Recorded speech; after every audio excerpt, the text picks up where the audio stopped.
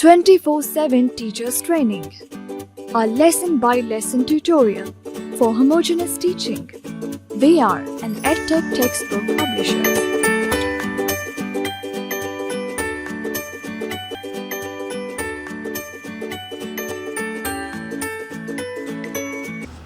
बिस्मिल्लाहिर्रहमानिर्रहीम। अस्सलामु अलैकुम मोहतरम टीचर, स्नोमैन पब्लिशर्स की जानिब से खुश आमदीद।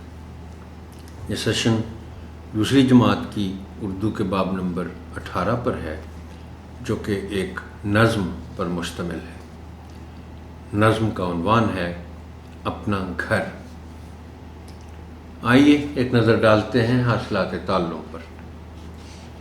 इस सबक की तकमील के बाद तलबा इस काबिल हो जाएंगे कि अल्फाज और सादा जुमले दुरुस्त आवाज़ और तलफ़्फ़ुज़ के साथ अदा कर सकें। आहंग और लय के हवाले से सादा मिसरे, अशार और नज़में सुनकर पसंद का इजहार कर सकें।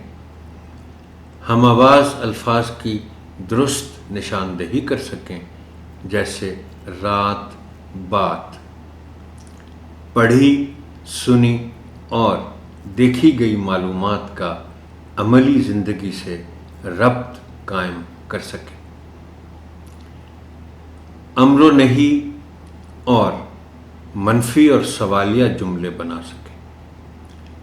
तस्वीर को देखकर अशिया के नाम लिख सकें और माहौल से मुताल्लिक़ किसी मौजू पर ख़ुद से 5 से 7 जुमले लिख सकें। बच्चों को नज़्म के उन्वान तक ले जाने के लिए और उनकी किताबें खुलवाने से पहले आप एक मौजू तमहीद उठाएंगे, नज़्म के उन्वान का ऐलान करेंगे और फिर किताबें खुलवाएंगे। तमहीद उठाने के लिए दर्जे झैल निकात पेश हैं, ताहम यह हर्फ आखिर नहीं है। बेहतर से बेहतर तमहीद के लिए आपकी फ़िक्री जुस्तजू जारी रहनी चाहिए। दर्जे झैल सवालात की मदद से तमहीद उठाएं। देखिए, तमहीद में एक उसूल याद रखें कि 3 लफ्ज़ी उसूल है ये, जो हर अच्छी तमहीद पर सादिक आता है, और वो उसूल है मालूम से नामालूम। अंग्रेज़ी में इसको कहते हैं फ्रॉम नोन टू अननोन। इसकी वजाहत मैं यूँ करता हूँ कि आप जब बच्चों से, और ख़ास तौर पर इस सतह के बच्चों से जब गुफ्तगू का आगाज़ करते हैं तमहीद उठाने के लिए, तो आपका पहला सवाल ऐसा होना चाहिए जो बच्चों के लिए इंतहाई आसान हो। इससे होगा क्या? एक तो ये कि बच्चे शुरू में ही, जिसको कहते हैं ना, कि बड़े कंफर्टेबल हो जाएंगे। उन्होंने एतमाद के साथ तकरीबन सब ने अगर उस सवाल का जवाब दे दिया है, और उनका जोश व खरोश बढ़ जाएगा, गुफ्तगू को जारी रखने के में उनकी दिलचस्पी बढ़ जाएगी। इससे जाहिर है आमोज़िश बेहतर होती है, लर्निंग बेहतर होती है। अब पहला सवाल जो आपने उनसे पूछना है कि आपका घर कहाँ वाक़े है, वो यकीनन इस सवाल का जवाब बता देंगे, मोहल्ले का नाम बता देंगे। कुछ लोग कुछ बच्चे शायद शहर का नाम भी ले लें, टाउन का नाम ले लें, लेकिन वो कुछ ना कुछ बोलेंगे ज़रूर। अब अगर बात शहर तक आ गई है, नहीं भी आई तो आपने लानी है, फिर आप पूछेंगे कि आपके शहर का क्या नाम है। दूसरी जमात के बच्चे हैं, یقیناً آپ کو وہ بتائیں گے اس سوال کا جواب کہ ان کے شہر کا نام کیا ہے۔ اب شہر سے آگے آپ چلیں گے کہ آپ کا ملک کون سا ہے یا آپ کے ملک کا نام کیا ہے، یہ بھی وہ بتائیں گے یقیناً۔ اب یہ اگلا سوال جو ہے یہ ذرا مشکل ہوگا بچوں کے لیے کہ یہ دنیا کس کی دنیا ہے یا یہ دنیا کس کس کی دنیا ہے۔ اب اس میں ہو سکتا ہے بچوں کے جوابات مختلف ہوں یا کچھ بچے جواب دے ہی نہ پائیں۔ آپ نے خود بتانا ہے کہ یہ دنیا ہم سب کی ہے، یہ ہماری ہے۔ آخری سوال آپ کا ہے کہ ہم کیسے کہہ سکتے ہیں کہ ساری دنیا اپنا گھر ہے؟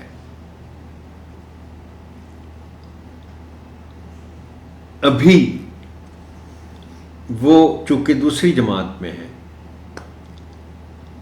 ان کے لیے یہ تو ممکن نہیں ہے کہ آپ ان سے گلوبل ولیج کی بات کریں، اگرچہ اب بچے ماشاءاللہ بہت بہت معلومات رکھتے ہیں، ہو سکتا ہے کچھ بچے اس لفظ تک پہنچ بھی چکے ہوں، لیکن یہ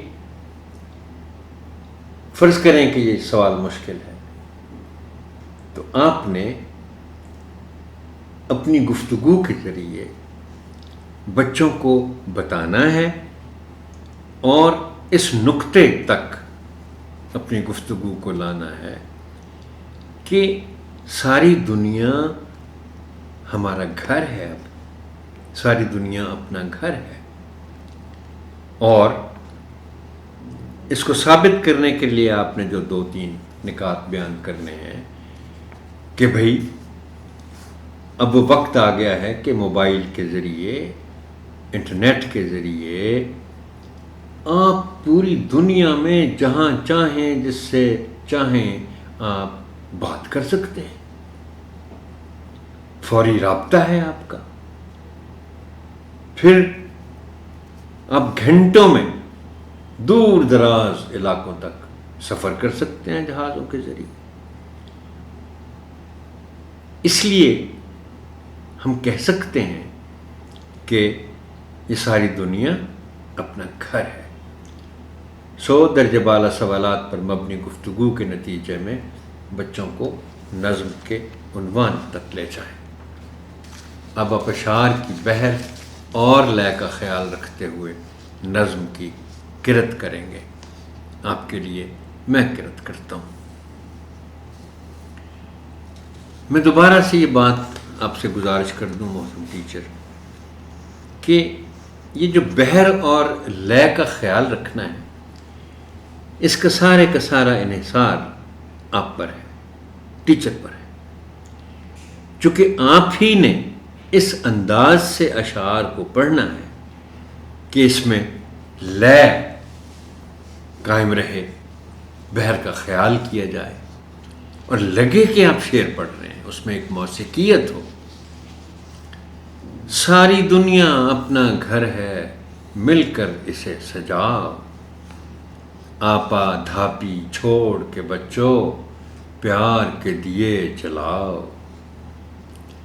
مل کر کھیلو، مل کر کھاؤ، مل کر سیر کو جاؤ، رنگ رنگیلے پھولوں والا پیار کا باغ لگاؤ، اچھے اچھے کاموں سے اب اپنی شان بڑھاؤ، ساری دنیا اپنا گھر ہے، مل کر اسے سجاؤ۔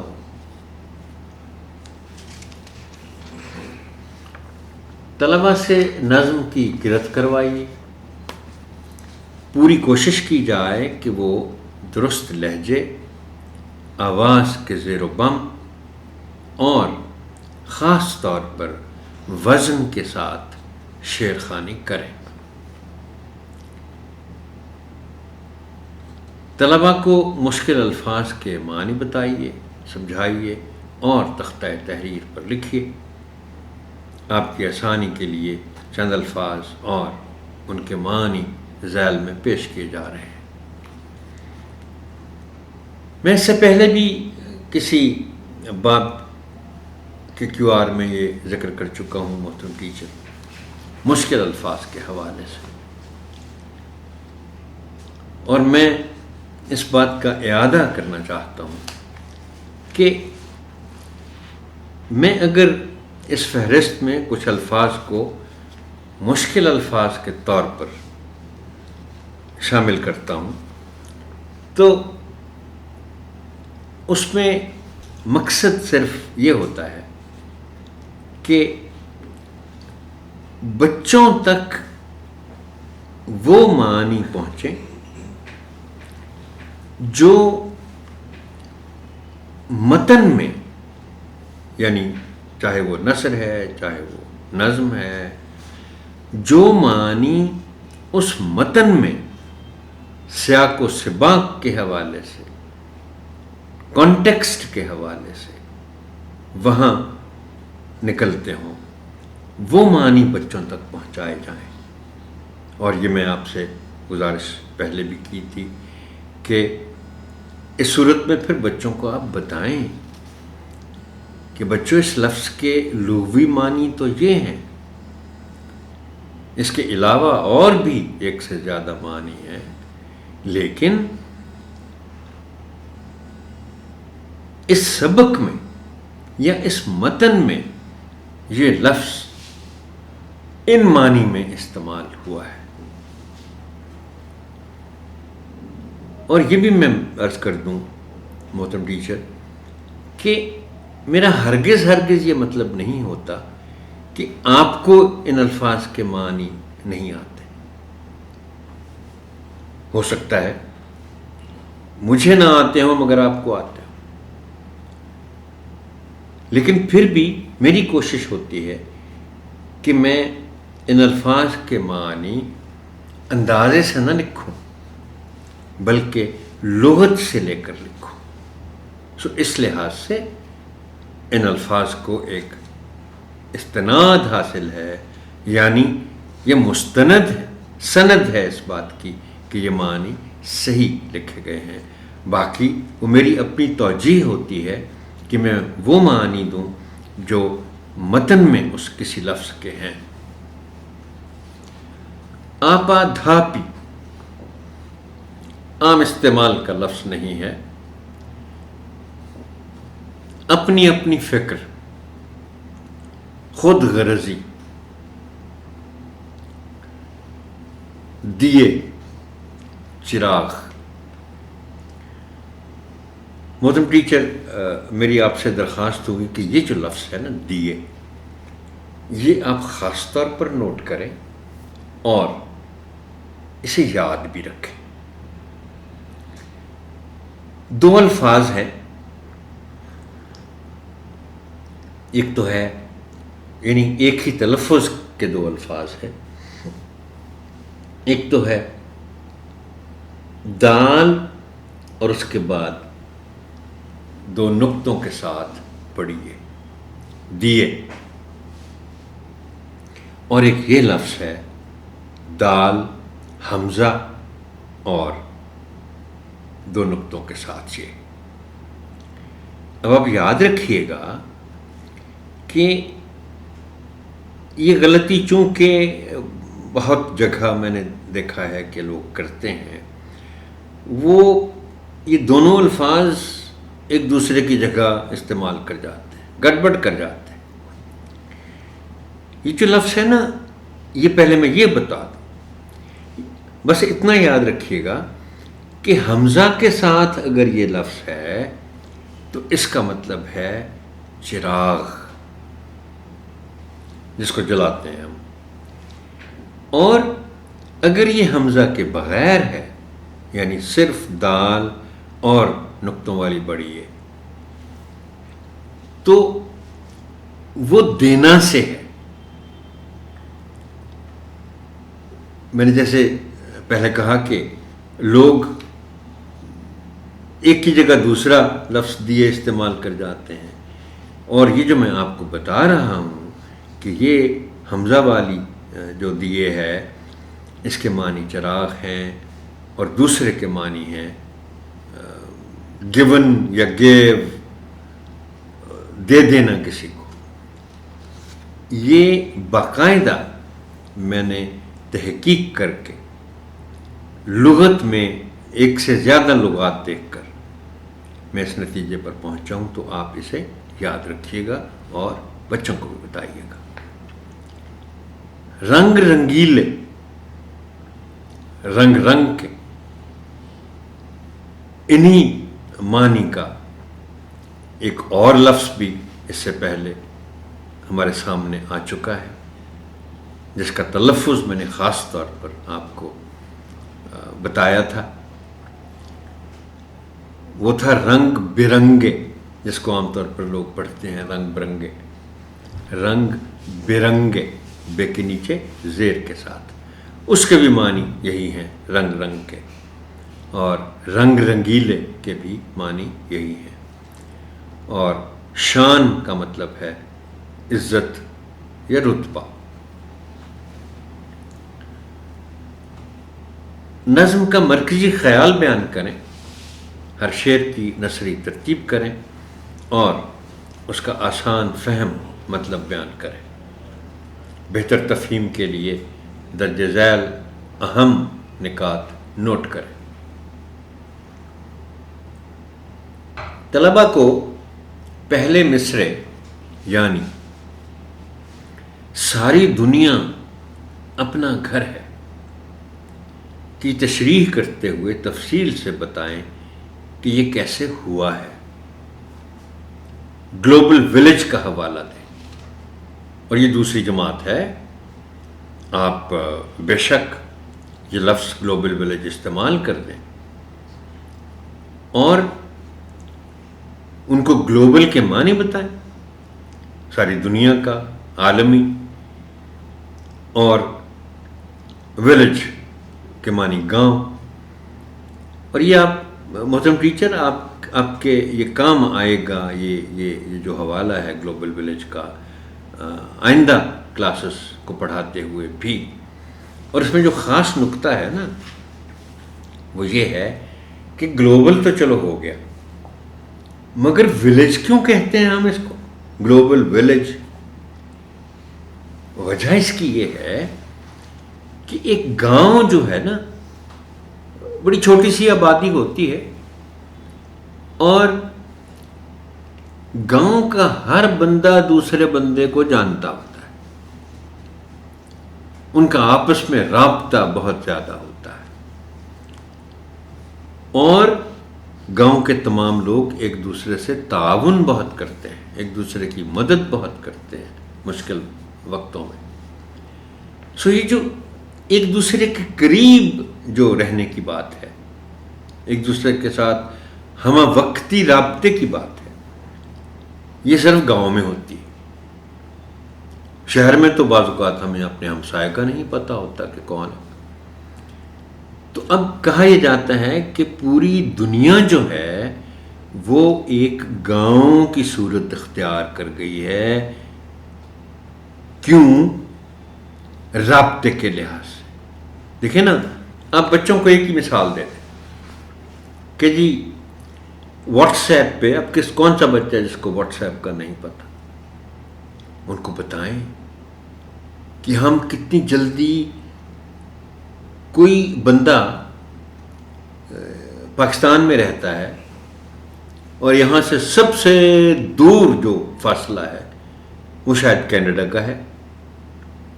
تو کینیڈا میں آپ کا کوئی بہن بھائی رہتا ہے، آپ کا کوئی رشتہ دار رہتا ہے، تو آپ جب چاہیں موبائل سے اس سے بات کر سکتے ہیں. اور بات بھی آپ اگر ویڈیو کال کرتے ہیں تو وہ آپ کو دیکھ رہا ہے، آپ اس کو دیکھ رہے ہیں. اب اس سے زیادہ کیا ہوگا؟ وہ خود بھی نہیں ہے، ایسے لگتا ہے جیسے قریب بھی بیٹھا ہو تو شاید فاصلہ زیادہ ہو. وہ تو چند انچ کے فاصلے پر موجود ہے اور آپ اس سے بات کر رہے ہیں.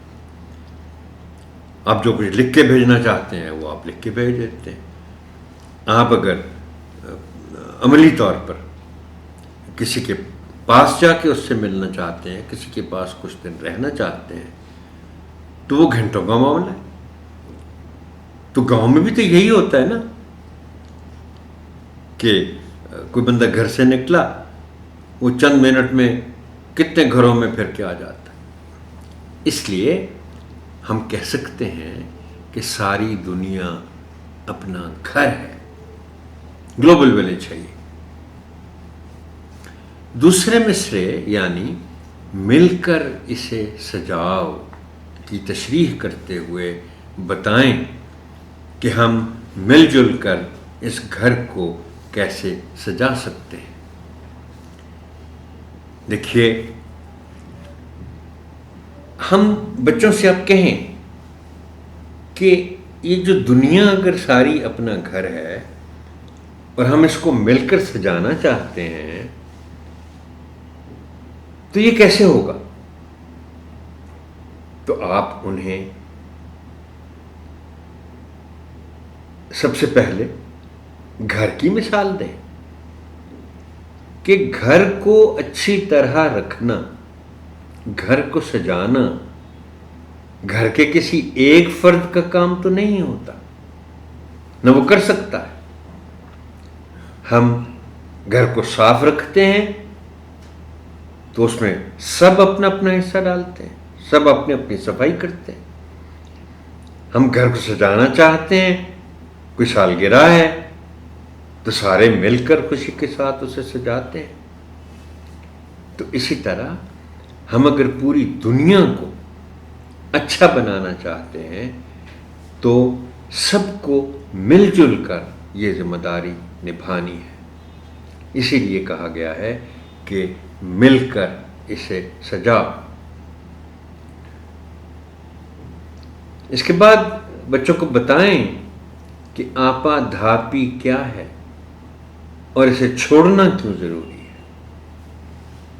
آپا دھاپی کا مطلب ہے کہ اپنی اپنی فکر کرنا، خود غرضی،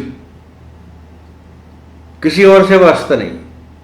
میں بس اپنے ہی کام دیکھتا ہوں، اپنی ضرورتوں پر نظر ہے. ایسے تو نہیں ہوتا. آپ کو ایک دوسرے کے ساتھ مل کر، مل بانٹ کر، مل بیٹھ کر زندگی گزارنی ہے. آپا دھاپی میں کبھی سکون نہیں ہوتا اور کام مکمل نہیں ہوتے. آپا دھاپی کو چھوڑنا پڑے گا. اسی لیے اس نظم میں بھی کہا گیا نا کہ آپا دھاپی کو چھوڑ دو. اور اس میں آپ کو یہ جو دوسرا شعر ہے، آپا دھاپی چھوڑ کے بچوں پیار کے دیے جلاؤ. پھر اس کے بعد پیار کا باغ کے الفاظ استعمال ہوئے ہیں ایک شعر میں. بتائیں کہ پیار کا باغ سے کیا مراد ہے. اس سے پہلے آپ کو یاد ہوگا محترم ٹیچر کہ ہم باغ پر ایک باب پڑھ چکے ہیں. تو باغ کے باب میں ہم نے جو باتیں پڑھی ہیں کہ باغ سے ہمیں خوشی ملتی ہے، اور وہ باغ اگر پیار کا ہو، جہاں پیار ہوگا وہاں باغ کی سی کیفیت پیدا ہوگی. اور جو سکون اور جو خوشی ہمیں باغ میں سے ملتی ہے، یعنی وہ باغ بھی ہو اور اوپر سے پیار کا ہو، تو پھر کتنا مزہ آتا ہے. اب ہم آتے ہیں متعلقہ حاصلات تعلم کے حوالوں کے ساتھ مشق، زبان شناسی اور لکھائی کے کچھ اہم پہلوؤں کی طرف. لطیفہ اور پہیلیاں صفحہ 126 پر. حاصل تعلم ہے کہ طلبہ لطیفے اور پہیلیاں پڑھ کر ان میں پوشیدہ دانش کو سمجھ کر بتا سکیں.